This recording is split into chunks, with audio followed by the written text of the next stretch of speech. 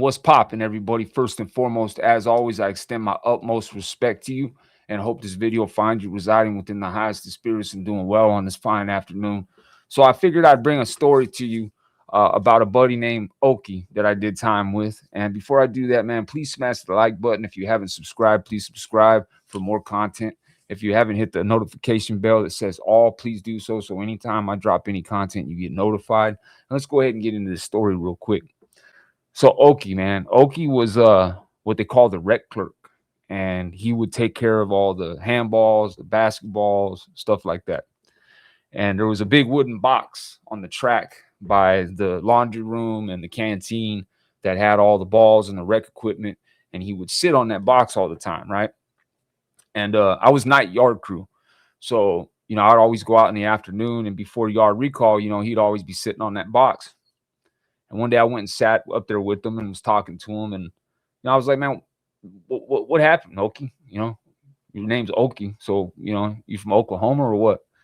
And he started telling me the story of what happened. And so, yeah, he was from Oklahoma. And he had moved down from Oklahoma to California.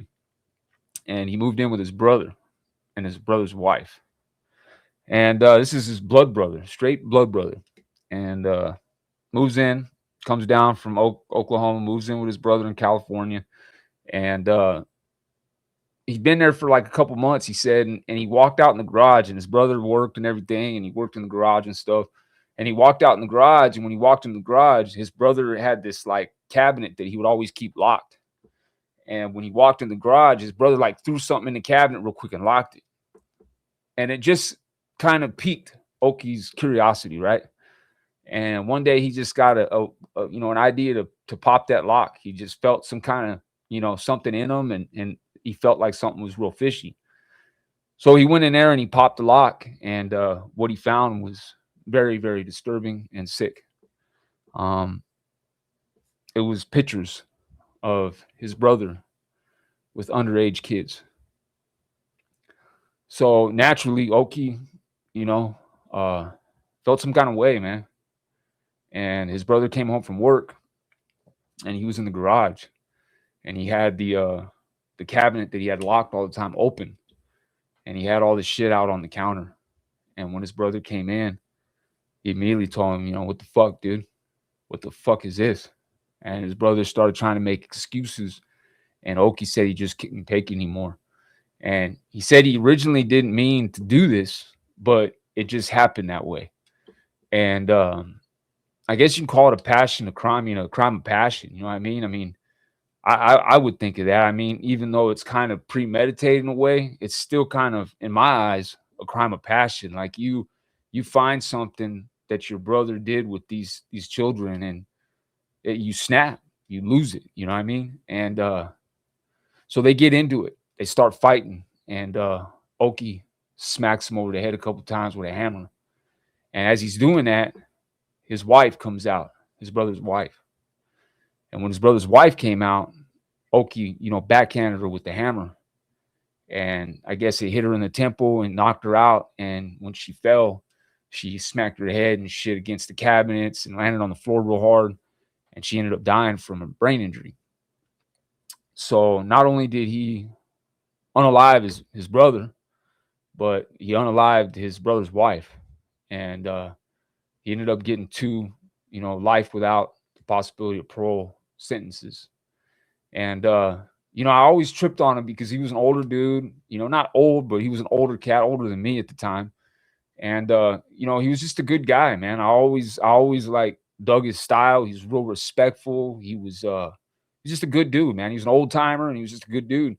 And I just always wondered about his story. You know what I mean? I would see him, and sitting there and just chilling, man. I would, I always say what's up to him and shake his hand and, talk to him and shit. But I never really sat down with him and like had a conversation. And that day I just decided to sit down and have a conversation with the man. And man, when he told me that story, I thought about it, and I'm thinking, man, what would I do in that situation, man?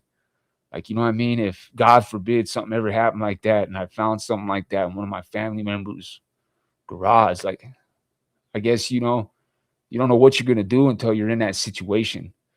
But, I couldn't even imagine being put in that situation. Let's just say that.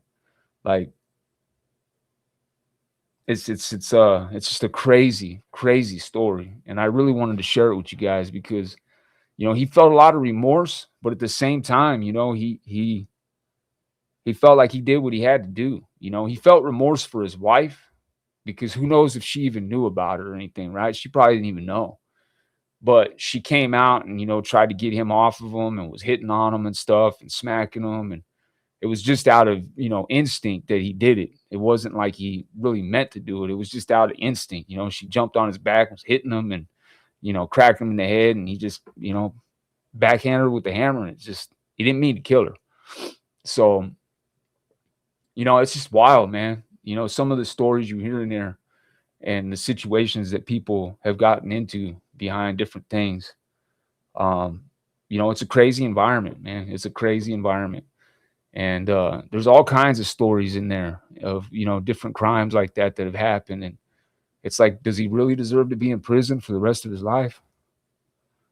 You know, does he deserve life without the possibility of parole? Or, you know, I think somebody like that should have a second chance. You know, obviously they should do time, but, you know, he should have a second chance. You know, what he discovered was something that would cause anybody to react in a really foul way. You know, when you see somebody you love, a family member or somebody you're close with like that, and some pictures of that nature, I mean, how could you not lose it? You know, how could you not confront them? And knowing that confrontation is probably going to go south, but how could you not? You know, how could you just sit back and like act like that didn't happen? You can't. You would have to say something. And it's just, it's unfortunate that he's in there for the rest of his life. And when you got an LWOP like that, the chances of you getting out, unless you beat it on an appeal, are slim to none. And he's already exhausted his appeals and everything. And, you know, he's never getting out. Um, you know, so salute to Okie, man. I hope he's doing all right if he's still up there, man, and he hasn't passed away yet. Um, but yeah, man, really good guy, man. Good guy who just got put in a really fucked up situation at a really fucked up time. And you know, like I said, I don't know how I would react in that situation. So, you know, maybe hit me in the comments, man. You know, let me know what you think about that, because that's a deep one, man. That's a deep one. That's his blood brother. You know what I mean? But anyways, I just wanted to share that story with you guys, man. Get this video out there to you. I hope you guys have a blessed Saturday. And with that being said, deuces.